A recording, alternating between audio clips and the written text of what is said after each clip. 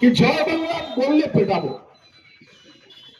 তা আমি জয় বাংলা বললে পেটাবো আমি এই কথাটা বলিনি, কিন্তু এখন বলছি পার্থভূমি তোমার এলাকা, তোমার বাড়ি এলাকা, তোমার বাড়ির সামনে আমি মিটিং করব।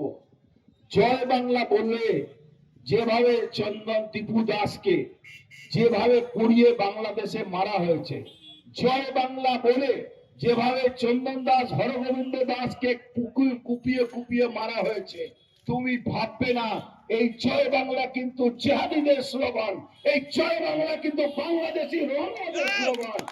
আর এই জয় বাংলা বলে যখনই পশ্চিম বাংলার মধ্যে এই জিহাদিরা আবার কালকে তোমার বাড়ি পড়াবে না, তখন তোমার কি হাল হবে।